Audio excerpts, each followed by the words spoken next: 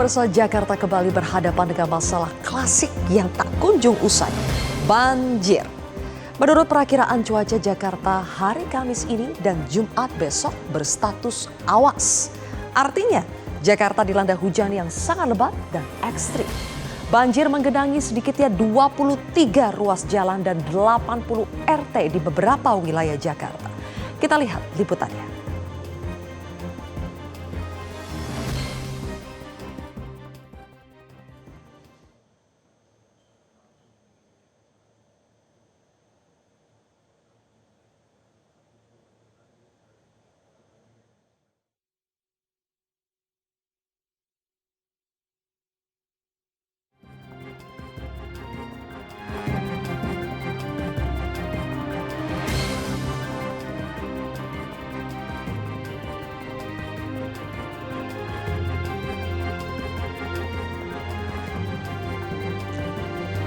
Namun masalah yang menghantui bukan hanya hujan deras, ada ancaman yang bergerak perlahan namun pasti. Tanah yang terus turun dan laut yang terus naik. Jakarta karena permukaan tanahnya mengalami penurunan dan juga robnya semakin tinggi, Jakarta di beberapa tempat dari waktu ke waktu selalu ada yang di bawah permukaan air laut. Pesisir utara Pulau Jawa mengalami penurunan muka tanah yang signifikan. Di beberapa titik, tanah turun senti demi senti setiap tahunnya. Penyebabnya, pengambilan air tanah berlebihan dan beban bangunan berat. Pada saat bersamaan, permukaan air laut terus naik seperti yang terjadi di Jakarta. Kondisi ini memicu banjir rob. Air laut masuk ke permukiman warga ditambah lagi dengan kondisi cuaca yang semakin ganas. Inilah kondisi pesisir Jakarta hari ini.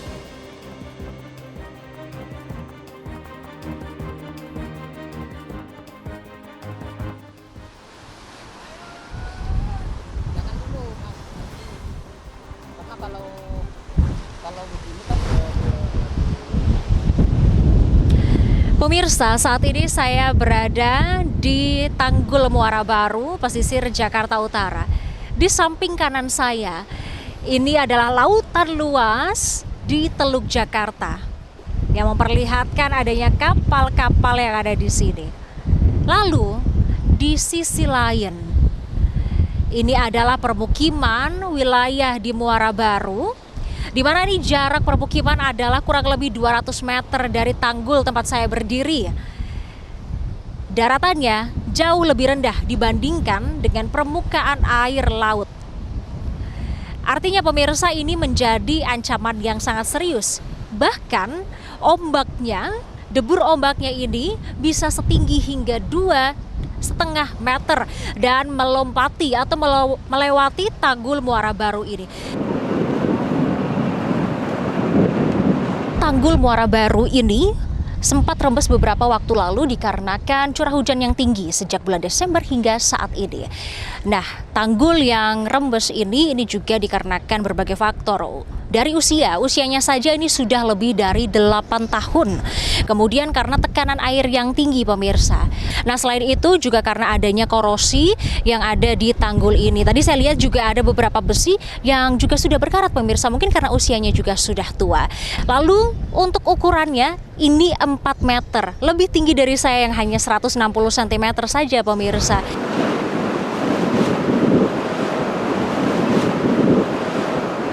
Jika gelombang pasang menghantam Tanggul Muara Baru, ancaman genangan air yang meluas, kemudian jebolnya tanggul ini bukan sekedar kemungkinan belaka. Dari Jakarta Utara, Arbida Donosmito, Widiarto Adi, Metro TV. Tanggul penahan laut di pesisir Jakarta kian kehilangan fungsi.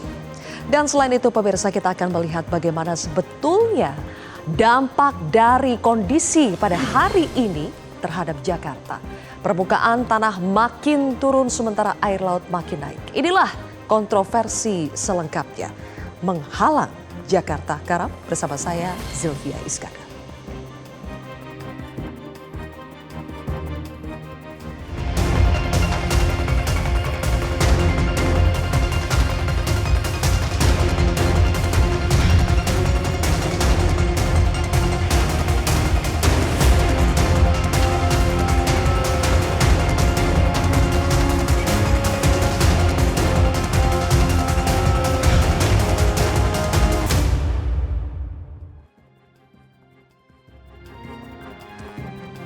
Baik pemirsa, sudah hadir 3 narasumber di studio Metro TV yang akan membahas topik pada hari ini dan juga 2 narasumber yang bergabung lewat Zoom.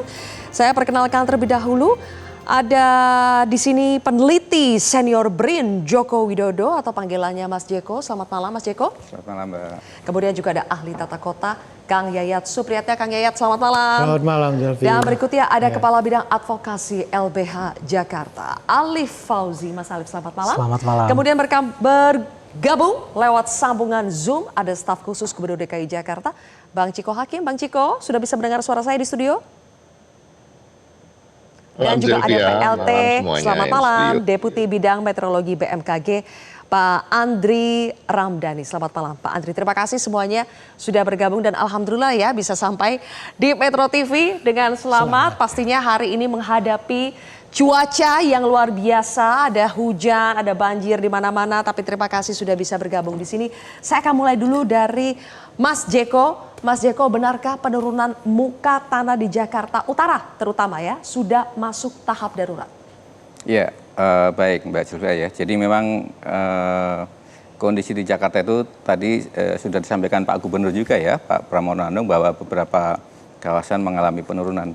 Terutama sebenarnya yang paling parah memang di Jakarta Utara ya. Terutama tadi itu sudah dilihat di video juga di daerah Muara Baru terutama ya. Di sana kondisinya cukup parah, dan kemudian daerah lain di tengah yang penurunannya cukup signifikan itu di Jakarta Barat, daerah Rawabuaya dan sebagainya. Makanya hari ini juga kita lihat di daerah Rawabuaya kan juga terjadi banjir ya. Itu bisa jadi juga terjadi karena sebab penurunan tanah. Dan penurunan tanah di Jakarta ini sebenarnya memang sudah fenomena yang lama ya, karena kita tahu Jakarta ini kan sebenarnya dia merupakan daerah muara ya, yang tadinya juga terutama di daerah utara itu kan daratannya itu berasal dari endapan. Nah karena kemudian dia konsolidasinya belum sempurna, sehingga yang terjadi sekarang menjadi mudah untuk turun permukaan tanahnya. Itu yang terjadi saat ini.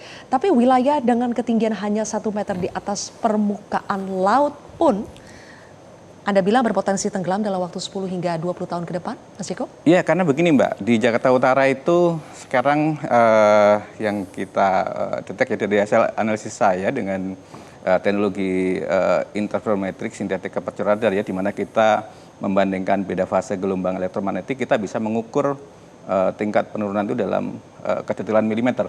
Dan kita lihat di Jakarta Utara sekarang sekitar 9 atau 10 cm. 9 sampai 10 cm per tahun itu artinya dalam 10 tahun kan berarti 1 meter ya. Jadi kalau kita bayangkan area yang sekarang ketinggian di atas permukaan laut hanya 1 meter ya tentu dalam 10 tahun pasti tenggelam gitu ya. Oke, baik. Saya ke Bang Ciko lagi. Bang Ciko dulu ya. Bang Ciko, minggu ini hujan itu menyebabkan dalam tanda kutip ya kekacauan yang luar biasa di Jakarta, apalagi lalu lintas hari ini. Bagaimana Pemprov merespons situasi Jakarta belakangan ini, Bang Ciko? Yang pertama, Sylvia, tentunya Bapak Gubernur menyampaikan keprihatinannya terkait apa yang terjadi dalam beberapa hari terakhir. Yang kedua, kita tahu bahwa cuaca yang kita alami sekarang bisa masuk dalam kategori cuaca ekstrim. Artinya ketika curah hujan turun di atas 100 mm dan bahkan rata-ratanya udah di atas 175 mm. Dan ini memang kalau kita mau jujur, sesungguhnya sudah melampaui apa yang menjadi kapasitas atau kemampuan infrastruktur Jakarta untuk menanganinya. Terkait dengan itu, tentu kita tidak tinggal diam. Bapak Gubernur telah menginstruksikan jajarannya untuk melakukan berbagai upaya. Kalau kita bicara terkait dengan modifikasi cuaca misalnya, ini terus dilakukan, bahkan hari ini dilakukan dua kali, yang artinya curah hujannya begitu hebat sehingga kita ketika melakukan modifikasi cuaca hanya bisa menurunkan intensitas itu antara 20-30%. Dan bayangkan bila tidak dilakukan modifikasi cuaca bagaimana situasi hari ini. Dan yang kedua tentunya Dinas Sumber Daya Air terus melakukan segala upaya yang sesuai dengan kompetensi mereka terkait dengan pompa air yang kita siagakan dan kita operasikan. Ada 600 pompa air statis, ada 600 yang mobile yang terus dioperasikan, sehingga kalau kita bisa melihat di berbagai wilayah sempat surut, walaupun kemudian karena curah hujannya kemudian turun lagi, akhirnya tetap naik lagi dan kemudian surut lagi. Dan ini harus difahami juga bahwa ke 1.200 total jumlah pompa air ini tidak bisa beroperasi selama 24 jam penuh, artinya harus ada istirahat terkait dengan kapasitas mesin itu sendiri. Dan selain itu tentu semua jajaran seperti Dinas Perhubungan yang kemudian tentunya harus mengatur arus lalu lintas yang menjadi macet akibat dari genangan-genangan yang terjadi, dan juga dinas-dinas lain termasuk Satpol PP misalnya hari ini mengerahkan kendaraan-kendaraan truknya untuk kemudian mengangkut siswa pulang sekolah ketika sekolahnya itu akses keluar masuknya itu tergenang oleh banjir yang tidak bisa dilalui oleh kendaraan pribadi. Begitu juga orang-orang yang bekerja. Begitu juga dinas-dinas lain, pasukan oranye tentunya juga digerakkan untuk kemudian membuang sampah-sampah yang menutup saluran-saluran, beserta juga pasukan birunya Dinas Sumber Daya Air. Dan tentu ke depan akan ada upaya-upaya lain, dan kita berharap masyarakat juga mengurangi dan membatasi mobilitasnya. Ini juga terkait dengan keamanan dan kenyamanan kita bersama. Dan insya Allah malam ini akan dikeluarkan surat edaran dari Disnaker terkait dengan himbauan untuk work from home atau work from anywhere, di mana bisa tetap bekerja di tempat-tempat yang aman. Dan untuk sekolah oleh Dinas Pendidikan juga akan dikeluarkan himbauan, bahkan juga peraturan untuk melakukan pembelajaran jarak jauh melalui daring. Oke, baik. Saya nanti kembali lagi ke Anda, Bang Ciko. Kang Yayat, saya ingin Anda mengomentari ketika Jakarta dilanda hujan dengan intensitas 100 sampai 175 mm, itu kita sudah tidak mampu secara infrastruktur untuk menahan. Dan pada akhirnya masyarakat juga diminta untuk dihimbau untuk melakukan pekerjaannya dari rumah. Jadi bukan baru ya. Memang kita dalam kondisi seperti apa sih Kang Yayat? Kenapa kita tidak bisa dengan intensitas hujan yang seperti itu saja sudah membuat kita sangat kewalahan? Ini hari ini saya menyatakan saya prihatin dengan agak sedikit kegalauan, istilahnya andilau lah, antara dilema dan kegalauan. Kenapa galau? Karena satu hal, sejarah Jakarta mencatat banyak kegagalan terkait penanganan banjir. Contohnya begini ya, ini ada buku sejarah Master Stu Gunawan yang menuliskan Jakarta gagal boleh di zoom ya teman-teman, dengan sistem kanalnya ya. Dari zaman Belanda. Jadi sejak zaman Belanda dulu mereka berpikir bagaimana mengamankan Jakarta dengan konsep Amsterdam, Rotterdam, ujungnya terendam juga. Nah, artinya ada kegagalan sistemnya. Kemudian apa yang terjadi dengan sistem master plan pengendalian Jakarta? Ini yang seperti kita sudah tahu masyarakat ya. Ini master plan tahun 73 didesain untuk mengantisipasi rencana pengendalian banjir Jakarta. Tahun 73? Tahun 73, buatan Nedeko, Belanda juga yang buat. Nah, 50 tahun lebih? 50 tahun lebih. Masih relevan tidak? Tidak relevan lagi. Fakta hasil kajian dari JK maupun yang dari Kementerian PU mengatakan harus ditingkatkan 3 kali 4 kali lipat. Memang itu masih kita pakai Kang? Yang mana? Yang ini masih kita pakai sampai sekarang? Sampai sekarang masih dipakai, tapi masih tahun 73. Artinya belum ada upaya yang maksimal. Contohnya memang ada rencana, sudah dibuat misalnya sodetan.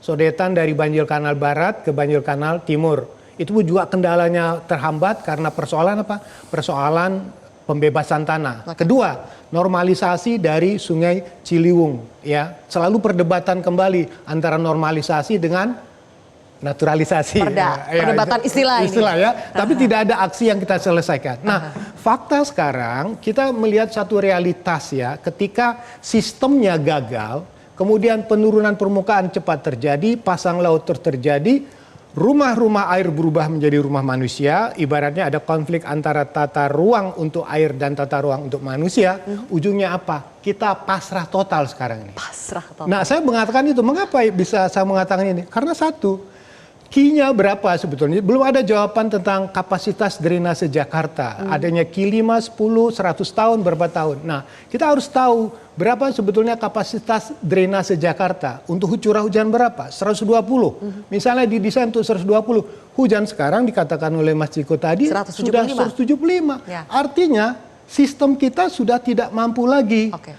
Artinya apa yang dilangkahkan sekarang? Modifikasi cuaca. Ya. Tadi katakan benar. Modifikasi cuaca, sekali lagi saya mengatakan ini ibarat kayak paracetamol.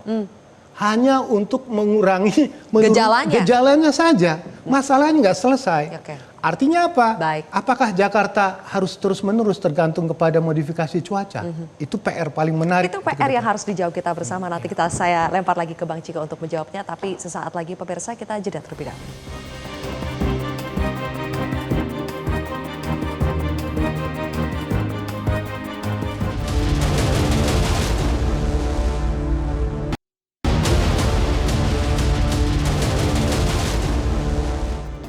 Oke, tadi berbagai istilah yang disebutkan oleh Kang Yaya, Jakarta sudah tidak mampu, ada kegagalan di situ. Mas Alif di sini dari LBH Jakarta juga menyebutnya Jakarta kian rapuh menghadapi bencana. Kenapa semakin rapuh, Mas Alif? Baik, jika berbicara soal problem yang dihadapi oleh Jakarta gitu ya, warga Jakarta khususnya gitu ya. Tentu warga dihadapkan pada istilah yang dinamakan dengan polikrisis gitu ya. Ketika kemarau kita berbicara soal polusi udara yang memang itu dapat berkontribusi negatif terhadap kesehatan warga. Di situasi seperti ini, di situasi banjir gitu, tentunya problemnya bergeser gitu ya. Banjir dan kemacetan itu menjadi kombinasi yang paling berdampak terhadap warga Jakarta tentunya. Dan kami melihat bahwa ya memang ini selalu menjadi tantangan bagi Gubernur DKI Jakarta setiap banjir atau curah hujan sangat tinggi melanda Jakarta gitu ya. Dan menurut kami ada solusi yang belum mengakar seperti itu? Nah, kalau tadi Kang Yayat bilang gitu ya, paracetamol ya tentu ini penanganannya secara reaktif saja, tapi luput untuk mengurai problem yang sebenarnya itu menjadi akar masalah yang selama ini menyebabkan banjir Jakarta sulit untuk dikendalikan gitu ya. Contohnya land subsidence. Soal penurunan muka tanah, ya memang ini jadi konsekuensi logis dan setiap tahun mengalami penurunan 3-10 cm gitu ya. Dan menurut kami ini akibat adanya ekstraksi air tanah dalam seperti itu. Yang tentunya ini pengekstraksi terbesar tentunya di sektor bisnis dan industri, khususnya mall, kemudian pabrik dan seterusnya gitu ya. Tapi di satu sisi saluran perpipaan air bersih di Jakarta juga belum mencakup 100%. Dan itu mengharuskan warga ataupun pelaku usaha gitu ya untuk mengambil air tanah dalam seperti itu, sehingga jadi mau pakai air pump pun ternyata salurannya ada masih kontribusi susah. aktifnya juga gitu ya, yang memang ini dibuka dengan adanya perubahan Badan Hukum Pamjaya menjadi perseroan seperti itu. Artinya di sini cara pandangnya adalah profit oriented lagi seperti itu, bukan untuk public services obligation seperti itu. Dan kemudian di sektor kalau ada banjir rob gitu ya, ada nature based solution juga yang memang luput untuk diperhatikan seperti itu. LBH Jakarta bersama jaringan masyarakat sipil mendampingi warga Pulau Pari gitu ya untuk mempertahankan ruang hidupnya. Mereka menanam secara swadaya ekosistem mangrove, tapi memang terpaksa terganggu oleh ekstraksi dari korporasi wisata seperti itu. Dan warga pada tahun lalu sudah melayangkan gugatan, tapi tadi tidak didukung oleh Pemprov DKI Jakarta. Sedangkan mereka tadi ya secara swadaya, mandiri, merawat ekosistem laut. Tentunya ini berkontribusi terhadap. Jadi ada berbagai dimensi masalah ya. Betul, karena geografis Jakarta unik gitu ya. Mulai dari perkotaan dan perairan. Oke, saya langsung minta tanggapan dari Bang Ciko ya, karena narasumber di sini sudah menguraikan masalah-masalahnya seperti apa, dan saya yakin Bang Ciko juga sudah tahu masalahnya seperti apa. Tapi persoalannya adalah Bang Ciko, bagaimana penanganannya itu supaya tidak reaktif tapi lebih solutif yang memang jangka panjang. Bang Ciko? Oke, kita harus mengingat kepemimpinan Bapak Pramono Anung ini belum genap setahun ya. Artinya memang kalau kita bicara di anggaran tahun 2025 adalah anggaran yang diketok oleh pemerintahan sebelumnya di tahun 2024 dengan konsep-konsep proyek ataupun apa-apa yang terkait dengan dilakukan itu dipersiapkan oleh pemerintahan di tahun 2024. Nah, kalau di tahun 2026 ini tahun anggaran ini baru mulai, Sylvia dan teman-teman sekalian yang berada di studio, tentunya anggaran pengendalian banjir tahun ini cukup masif, hampir 3 triliun rupiah, yang kemudian tentunya inilah yang dimana kita akan melakukan apa-apa yang harus kita lakukan untuk terkait dengan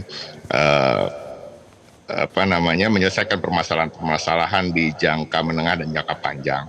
Ya, salah satunya tentunya kita mengevaluasi bahwa pengerukan sungai selama ini masih kurang masif dilakukan dan itu akan dilakukan. Kita terkait dengan normalisasi misalnya, dan normalisasi ini tentunya terkait banyak hal, terkait dengan relokasi. Jadi akan ada proses-proses yang memang memakan waktu dan juga tentunya proses yang cukup panjang. Apalagi ini hanya bisa dimulai apabila hujan sudah tidak turun seperti sekarang ini. Yang ketiga tentunya di tahun 2026 dengan kesepakatan dengan pemerintah pusat tentunya DKI Jakarta menjadi lead untuk kemudian groundbreaking terkait dengan pembangunan Giant Seawall. Nah, saya juga sepakat terkait dengan lead subsidence ini atau penurunan muka tanah ini memang disebabkan oleh masifnya pengambilan air tanah dan khususnya memang oleh industri. Itulah sebabnya memang sejak tahun lalu Bapak Gubernur telah menginstruksikan pada Pamjaya untuk kemudian menargetkan dalam waktu 1-2 tahun ini untuk bisa memberikan pelayanan 100%.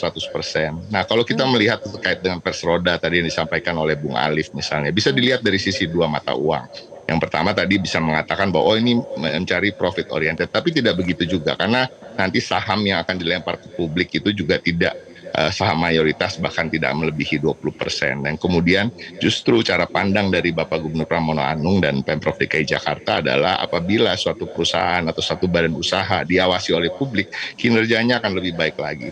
Tanpa juga tadi, karena memang sejak awal ada target yang dicanangkan bahwa harus bisa melayani 100% warga Jakarta dan bukan hanya menjadi perusahaan air ya tanpa bisa diminum, dan harapannya juga menjadi perusahaan air minum sesuai dengan judulnya. Artinya airnya juga bisa diminum walaupun dengan pengolahan dan lain sebagainya. Jadi ke depan memang banyak yang akan kita lakukan dan kita sekarang hari-hari ini fokus pada apa yang terjadi di awal tahun ini. Kalau kita bicara awal tahun anggaran baru, tentunya Silvi harus diketahui bahwa pekerjaan-pekerjaan ini tidak bisa dimulai serta-merta begitu saja karena akan ada proses-proses terkait dengan lelang dan lain-lain, tapi ini akan kita percepat dan mudah-mudahan ini bisa menjawab semua pertanyaan-pertanyaan dan permasalahan Jakarta ke depannya. Namun tentu kita perlu juga peran aktif dan partisipasi dari civil society, ya, seluruh stakeholders termasuk masyarakat. Apabila kita melakukan normalisasi misalnya, harus ada keikhlasan bagi masyarakat yang masih tinggal di bantaran kali juga untuk mau merelokasikan diri. Kita nggak mau bicara direlokasi ya, karena memang harus sesuai dengan keinginan mereka sendiri. Dan kita juga tentunya menyediakan tempat-tempat seperti rusun-rusun yang memang sudah sangat layak huni dengan harga yang terjangkau, harga sewanya. Dan mudah-mudahan ini terjadi. Kan beberapa kali di 2025 itu sudah kita lakukan dan alhamdulillah masyarakat juga akhirnya sadar bahwa tinggal di rusun jauh lebih baik daripada di pinggiran kali yang tentunya menyulitkan mereka untuk hidup layak. Terakhir, Bang Ciko ya, karena Bang Ciko hanya bisa sampai di segmen ini dan judul kita hari ini itu adalah menghalang Jakarta Karam. Bang Ciko, saya tahu Pemprov DKI Jakarta masih fokus penanganan jangka pendek banjir yang terjadi di Jakarta saat ini. Tapi ke depan ancaman penurunan permukaan tanah Jakarta tenggelam itu tampaknya semakin nyata, Bang Ciko. Jadi apa nih yang bisa dicicil dari sekarang untuk mencegah itu? Apakah Giant Seawall adalah solusi paling jitu yang saat ini dimiliki oleh Pemprov DKI? Saya rasa itu bukan solusi dari Pemprov ya, itu solusi yang sudah sebenarnya disampaikan sejak zaman Orde Baru oleh di era Bapak Soeharto. Namun sekarang juga itu juga menjadi kesepakatan yang kita lakukan karena juga mendapat masukan dari pemerintah pusat. Dan jadi ini terkait dengan Giant Seawall itu kan sebenarnya plan yang sudah lama dan hanya menunggu terkait dengan realisasinya. Dan kemudian tentunya ada andil pemerintah pusat juga di sana, dan tentunya Pemprov DKI Jakarta sebagai panjangan tangan pemerintah pusat, seperti juga Pemprov lainnya seluruh Indonesia akan patuh dan akan melaksanakan apa yang menjadi program bersama ini. Itu yang pertama. Tapi itu bukan hanya satu-satunya. Tadi disampaikan oleh Bung Alif, saya setuju. Artinya land subsidence yang kemudian artinya harus menghentikan penggunaan air tanah dan khususnya oleh para industri ini ya. Tentunya dilakukan oleh Pamjaya untuk kemudian bisa melayani 100% warga Jakarta atau seluruh stakeholders yang ada di Jakarta. Jadi banyak hal, Sylvia, termasuk dengan pengerukan, termasuk juga dengan perbaikan drainase. Tadi disampaikan oleh Kang Yayat tentunya apakah drainase kita ini cocok dengan bangunan-bangunan, jumlah bangunan yang ada terkait dengan urbanisasi yang nggak bisa menahan lajunya pembangunan tentunya. Dan ini juga harus banyak diperbaiki. Jadi sebenarnya anggaran yang masif nanti di tahun ini sekitar 2,8 triliun itu pun rasa-rasanya masih kurang karena akan dilakukan lagi untuk anggaran tahun ke depannya lagi, dan mudah-mudahan kita bisa membuat Jakarta ini ya minimal mengurangi dengan lebih dari 30% genangan-genangan yang terjadi seperti sebelum-sebelumnya. Oke, baik. Terima kasih Bang Ciko sudah meluangkan waktunya di kontroversi hari ini. Terima kasih. Saya tahu masih banyak tugas ya untuk menangani banjir yang sedang terjadi di Jakarta saat ini. Terima kasih sudah bergabung di kontroversi. Kita masih akan bahas kalau tadi gejalanya sudah ketahuan, kemudian obatnya diberikan, tapi sekarang kita ingin bagaimana menghilangkan penyakitnya secara permanen. Apakah mungkin dengan solusi yang sudah ada dimiliki oleh sekarang, pembangunan giant seawall atau tanggul laut raksasa? Apakah cocok ini antara penyakit dengan obatnya? Sesaat lagi pemirsa.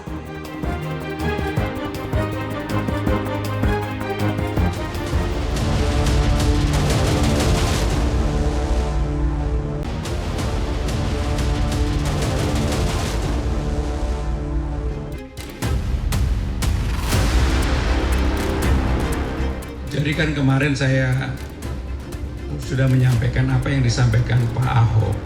Itu kalau jebol, jadi bahasanya kalau, ya bismillah nggak jebol. Bismillah nggak jebol. Kita juga harus segera bangun tanggul laut Pantura Jawa. Untuk selamatkan pantai utara Jawa, segera akan kita mulai membangun tanggul sepanjang 535 km. Ini akan selamatkan 50 juta rakyat kita. Ini mungkin membutuhkan waktu. Perhitungan kita mungkin ini butuh 20 sampai 25 tahun. Tapi kita tidak boleh ragu-ragu. Minimal kita mulai sekarang. Nanti ada generasi-generasi yang akan selesaikan. Perjalanan 1000 km dimulai oleh satu langkah.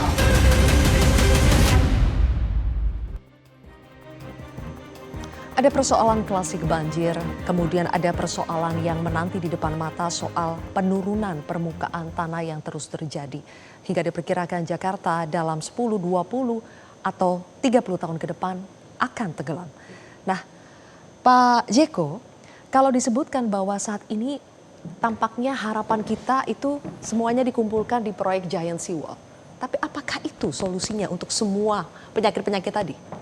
Ya, Giant Seawall salah satu solusi ya, tapi tentu itu bukan satu-satunya. Karena tadi sudah disebutkan, Mas Alif tadi juga menyampaikan bahwa salah satu penyebab penurunan tanah kan karena adanya eksploitasi air tanah yang berlebih-lebihan. Nah, itu tentu itu harus diselesaikan ya. Di Jakarta sendiri sebenarnya sudah ada upaya untuk mengurangi eksploitasi air tanah berlebih-lebihan dengan cara pembuatan zona bebas air tanah. Jadi ada area-area di Jakarta yang memang sudah dibatasi pengambilan air tanah. Itu berdasarkan peraturan gubernur ya yang sudah dikeluarkan, dan sayangnya tetapi di situ disebutkan bahwa yang dijadikan daerah zona bebas air tanah itu adalah Jakarta Pusat. Sementara kita tahu sebenarnya yang ambles itu Jakarta Utara, Jakarta Barat dan sebagainya. Artinya perlu ada perbaikan di situ. Nah, kenapa kemudian yang dijadikan zona bebas air tanah Jakarta Pusat? Karena memang daerah Jakarta Utara dan lainnya itu belum punya air pump ya. Sambungan-sambungannya itu belum ada? Belum ada. Belum Artinya kalaupun masyarakat dibatasi tidak boleh menggunakan air tanah, lalu menggunakan apa kan ya, begitu? Nggak ada pilihan. Nggak ada pilihan. Nah, kemudian kan kita dengar juga pemerintah Jakarta kan akan berusaha untuk memenuhi supaya seluruh Jakarta itu terpenuhi air tanahnya itu tahun 2029. Nah, saya sering sampaikan di berbagai forum dengan teman-teman di DKI juga bahwa kalau begitu setelah semua area Jakarta itu terpenuhi distribusi air pumpnya, kemudian zona bebas air tanah itu harus benar-benar dijalankan secara ideal berdasarkan kondisi amblesan yang ada. Karena amblesan tanah itu kan tidak semua terus ambles 10 cm. Beda-beda itu kan ya kondisinya. tidak beda-beda. Ya. Ada sebaran yang berbeda dan itu yang harus kita jadikan dasar betul dalam rangka nanti membuat zona bebas air tanah dan kemudian penurunan tanah itu bisa kita reduksi. Kalaupun kita buat giant seawall, tetapi eksploitasi air tanah tetap berlebih-lebihan, kan tanahnya tetap turun. Iya. Banjir pasti juga akan sering terjadi. Dan sebenarnya kalau kita buat giant seawall juga tidak ada jaminan bahwa giant seawall-nya itu juga tidak akan turun kan? Karena di dalam skenario pembuatan giant seawall juga di situ ada skenario giant seawall-nya itu tetap ada amblesan, tidak akan stabil gitu. Nah tadi Mas Alif menyampaikan misalnya dengan cara menanam mangrove. Memang itu benar, saya setuju. Karena kalau ekosistem mangrove itu sehat, dia bisa menjadi dia bisa menahan sedimen itu ya, dan itu bisa meningkatkan level tanahnya 5 cm per tahun gitu. Dan saya kira itu sangat baik kalau bisa dilakukan. Oke, Kang Yayat? Saya agak sedikit kurang pas. Yang mana? Pertama satu, inkonsistensi itu terjadi. Antara? Tadi menyatakan zona untuk bebas air tanah di wilayah Jakarta Pusat. Sementara eksploitasi ruang yang paling tinggi itu Jakarta Utara. Mohon maaf ya, sebut aja PIK, Sunter, semua di situ hampir zona industri, zona perdagangan yang dikembangkan. Pertanyaan sekarang dari mana sumber airnya itu? Yang kedua, sifat industri, sifat wisata dan sebagainya, dia tidak mau nunggu lama. Pengambilan air tanah dengan kapasitas besar itu adalah langkah praktis. Dan sekali lagi saya mengatakan pragmatisme itulah yang membuat masalahnya menjadi lebih parah. Seharusnya kan pemerintah memagari itu. Ya, siapa berani menghentikan investasi atas nama investasi? Justru kitalah yang merusak persoalan itu. Kurang apa sih tata ruang kita? Rencana-rencana perizinan pembatasan. Tapi yang menjadi masalah sekarang adalah pada penguasaan ruangnya. Kalau istilah kita mengatakan tata ruangnya jadi tata uang. Tanah saya di sini, saya mau bangun di sini loh. Saya lebih senang di tepi pantai misalnya, karena zonanya bagus. Tapi pertanyaannya, dikasih izin atau tidak? Padahal wilayah utara itu sistem jaringan pelayanan air bersihnya masih jauh dari sempurna. Nah pertanyaan itu tadi, kalau ada inkonsistensi, itulah yang membuat persoalannya makin parah. Jadi pertanyaan lebih bagus sekarang ya, ketika bukti menunjukkan wilayah utara makin lama sering kebanjiran seperti kasus di PIK, masyarakat menengah ke atas move on sekarang nih. Ke daerah? Pindah ke daerah yang lebih tinggi, yang saya sebutkan 3T tadi, Tangerang Raya, sama kabupaten, kota-kota baru di situ. Untuk apa punya investasi miliaran? Tahu-tahu kena banjir, turun tuh nilai propertinya.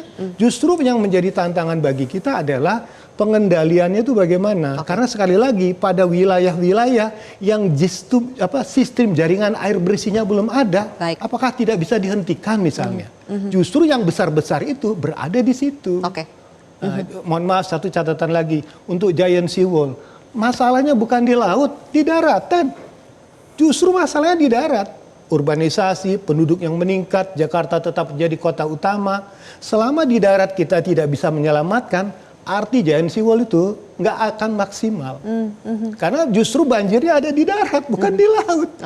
Jadi kita tidak bisa menaruh sepenuhnya harapan hanya kepada giant seawall ya. Jadi seolah itu proyek yang raksasa sekali, dan dengan anggaran yang luar biasa. Anggaran yang besar tidak menjawab masalah kalau di daratnya itu jadi tidak akan mampu menyelesaikan mampu menyelesaikan masalah. Aku yakin lah, saya mengatakan tekanannya itu justru ada di daratannya. Tekanan ada di daratan. Mas Alif juga melihat seperti itu?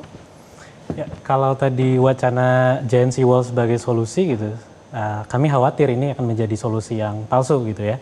Karena belum tentu itu menjamin soal banjirop, kemudian pengendalian banjir di daratnya itu sendiri gitu ya. Dan paling tidak yang kami amati dari segi cost effectiveness, nah ini sangat fantastis gitu ya. Kalau AHY atau Menteri AHY bilang ini butuh 1.300 triliun gitu ya. Dan dari mana uangnya gitu. Dan kemudian ini juga pastinya akan berimplikasi terhadap keanekaragaman hayati gitu ya. termasuk juga sosial ekonomi masyarakat. Berapa banyak nanti kampung-kampung nelayan yang ada di utara Jakarta yang akan terdampak. Kemudian dari 13 sungai yang ada di Jakarta, apakah itu akan hanya menjadi hambatan aliran sungai untuk menuju laut seperti itu? Dan menurut kami solusi yang paling tepat adalah yang harus didorong adalah solusi berbasis alam atau nature based solution tadi. Kami melihat pergub soal perlindungan dan pemanfaatan mangrove pun masih mangkrak dikeluarkan oleh Pemprov DKI Jakarta gitu ya. Dan paling tidak menurut beberapa riset tadi, Giant SeaWorld tidak mungkin bisa menandingi arus kenaikan muka laut ya secara global yang kurang lebih 3 mm per tahun. Dan memang tadi tidak terkejar, tidak mungkin untuk terkejar seperti itu. Jadi kami harapannya adalah solusi berbasis alam yang harus dikedepankan seperti itu. Oke, baik. Pak Andri juga sudah bergabung di sini BMKG. Tampaknya dalam beberapa hari belakangan ini BMKG sibuk sekali ya untuk melakukan operasi modifikasi cuaca OMC. Hari ini saja Pak Andri untuk di Jakarta ada 2 kali ya operasi modifikasi cuaca dilakukan. Bagaimana untuk besok? Apa mitigasi yang dilakukan BMKG bersama dengan Pemprov DKI Jakarta? Karena sampai besok perkiraannya masih cuaca ekstrim ya, hujan lebat akan terjadi. Jadi apa mitigasinya, Pak Andri?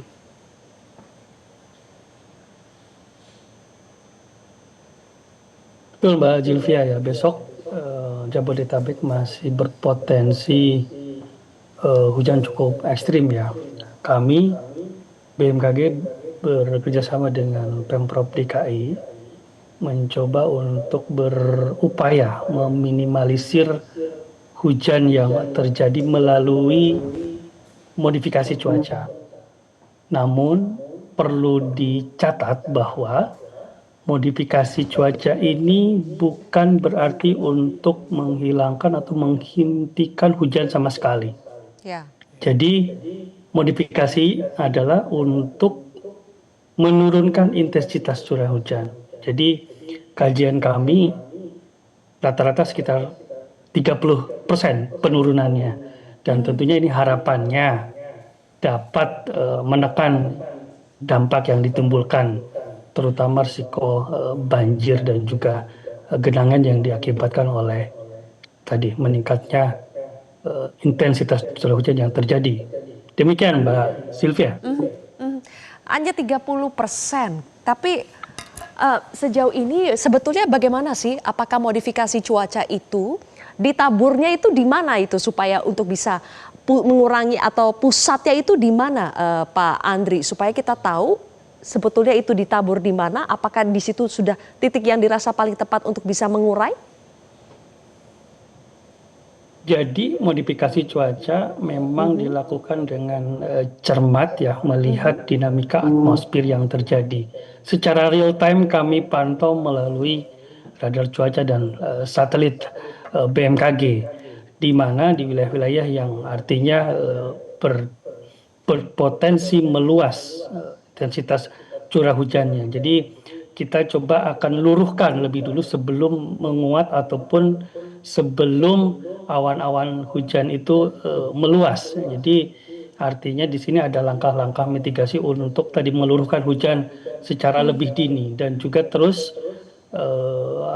kita lakukan dan juga kita akan prediksi dalam misalkan beberapa jam ke depan di wilayah A, B, dan C yang kami pantau dari radar cuaca. Kemudian kita lakukan penyemaian tadi seeding di wilayah-wilayah yang kita prediksikan akan terus menguat pertumbuhan awan-awan hujannya. Namun di masa yang puncak musim hujan ini saya kira ini akan challenging sekali, sangat-sangat berat karena kan sel-sel awan hujan terus bertumbuhan ya. Artinya tentu modifikasi cuaca yang kami lakukan hanya sebatas untuk mengurangi intensitas yang terjadi.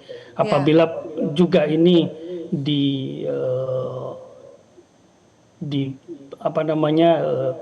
apabila juga tinggi muka air laut yang di wilayah hilir pesisir ya sedang terjadi pasang gitu juga, ini juga akan tentunya meningkatkan potensi intensitas banjir atau genangan yang akan terjadi.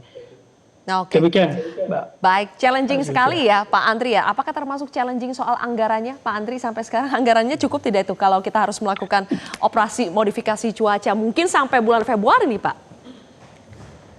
Ya, kalau dari potensi hujan ya secara periode ya, artinya Januari ini kan merupakan puncak-puncaknya musim hujan di Jabodetabek ya. Kemudian akan berangsur-angsur nanti mulai melandai di bulan Februari. Tentunya modifikasi cuaca juga dilakukan dengan cermat, dievaluasi dan juga sangat-sangat situasional. Artinya ketika memang potensinya menguat dan tentunya juga ini kita akan lakukan, lalu juga apabila memang sama sekali tidak bisa dilakukan karena terlalu masifnya awan-awan hujan mungkin juga kita tidak lakukan. Jadi saya kira itu yang yang saat ini bisa dilakukan konteks dalam rekayasa ataupun modifikasi cuaca ya. Jadi mohon untuk dapat dipahami bersama, artinya bahwa modifikasi cuaca tidak sepenuhnya benar-benar menghentikan hujan atau sebagai langkah yang tunggal ya, artinya yang langkah tunggal untuk memitigasi potensi bencana. Ini hanya sebatas untuk bagaimana menurunkan intensitas curah hujan. Misalkan ketika diprediksikan sangat lebat, mungkin bisa kita turunkan menjadi lebat. Lalu ekstrim mungkin bisa hanya sangat lebat, sehingga dampak yang ditimbulkan dapat ditekan. Yes, itu mungkin poinnya di situ Mbak Zilvia. Baik, Pak Andri, mudah-mudahan usaha-usaha BMKG betul-betul bisa mengurangi ya dampak dari cuaca ekstrim ini. Terima kasih ini Pak Andri sebagai sudah bergabung. bagian dari upaya Mbak Zilvia. Terima kasih telah mewanti-wanti kami. Semoga masyarakat bisa waspada dengan informasi ini. Terima kasih Pak Andri sudah bergabung di Kontroversi. Dan pemirsa, kami masih akan ada satu segmen lagi untuk membahas jadi apa solusi jangka pendek, jangka menengah, dan jangka panjang yang bisa diambil untuk menghalang Jakarta Karawang sesaat lagi.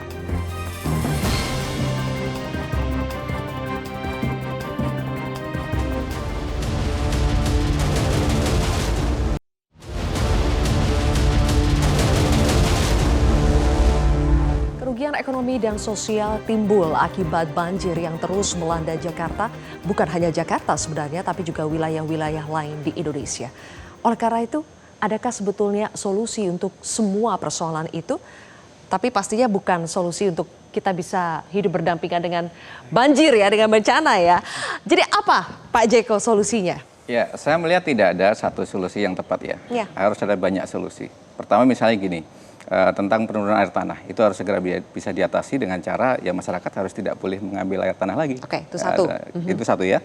Kemudian giant sea wall mungkin bisa menjadi semacam solusi sementara juga ya. Karena memang faktanya bagian utara kan memang Jakarta Utara sudah di bawah air laut ya. Kemudian yang lain juga kita harus menjaga betul supaya drainase Jakarta itu tetap terjaga dengan baik ya. Kalau memang dia terjadi sedimentasi harus dikeruk rutin gitu ya. Kemudian tata ruangnya juga harus ditata lagi sedemikian rupa dan masih bisa itu? Atau sudah terlambat kalau mau menata ruangnya? Ya tidak ada cara lain, itu harus dilakukan. Harus dilakukan. Ya, kemudian relokasi besar-besaran berarti dong? Bisa jadi itu harus kita lakukan ya, karena kita harus petakan juga sebenarnya peta risiko bencana Jakarta itu seperti apa gitu ya. Kemudian yang harus kita ingat di daerah hulu juga harus kita kendalikan ya. Jakarta sendiri kan dia sering dapat banjir kirim. Ya, dia kan Jakarta itu kan daerah hilir yang tentu sangat tergantung juga dengan apa yang terjadi di hulu. Kalau di hulu terus dieksploitasi, terjadi perubahan penggunaan lahan menjadi permukiman dari yang tadinya hutan dan sebagainya kan tentu makin parah gitu. Jadi memang solusi untuk mengatasi Jakarta harus harus banyak solusi komprehensif dan melibatkan area-area lain di luar Jakarta. Terima kasih Pak Jeko. Mas Alif? Ya, tentunya harus ada solusi yang mengakar dan terintegrasi gitu ya. Mengingat tadi Jakarta itu kan sebenarnya bagian dari ekosistem daerah aliran sungai gitu ya. Tentu kita tidak bisa melupakan hulu gitu ya. Baru kemudian berbicara juga hilir seperti itu. Dan kemudian solusi yang harus mungkin dikedepankan tadi, jangan sampai kita terjebak pada solusi yang palsu. Giant sea wall, ya perlu ada kajian yang komprehensif gitu ya. Harus saintifik, kemudian solusi yang berbasis alam juga harus dikedepankan. Perlindungan soal ekosistem laut, ekosistem yang di perairan pesisir gitu ya, itu tentunya harus didukung juga dan harus dijaga dan paling tidak itu berkontribusi positif terhadap mencegah adanya banjirop dan ini dari segi cost effectiveness ya paling efektif gitu ya, tidak perlu biaya yang sangat-sangat fantastis seperti itu. Oke, baik, terima kasih Mas Alif. Dan terakhir, Kang Yayat. Nah, saya ingin tahu angka 2,3 triliun yang dibuat Pemprov itu akan buat apa? Ketika angka dikeluarkan, outcome-nya apa? Jadi bisa mereduksi nggak masalah yang ada? Ini belum terbuka.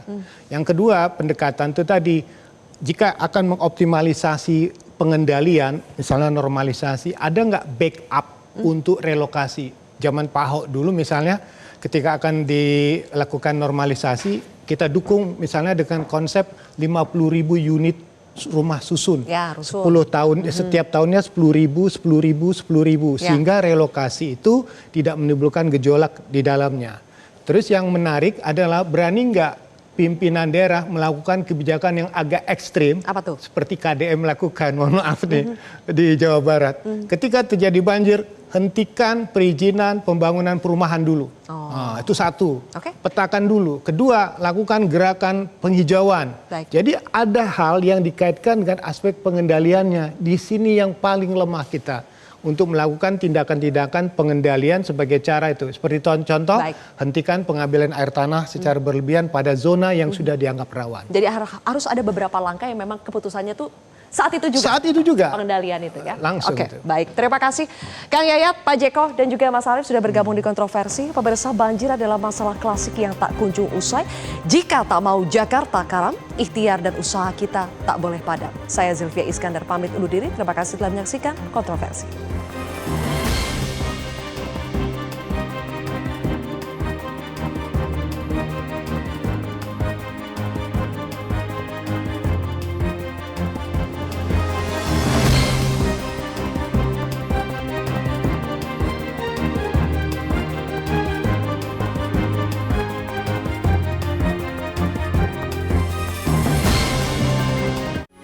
Metro TV. Jelajahi cara baru mendapatkan informasi. Download Metro TV Extend sekarang.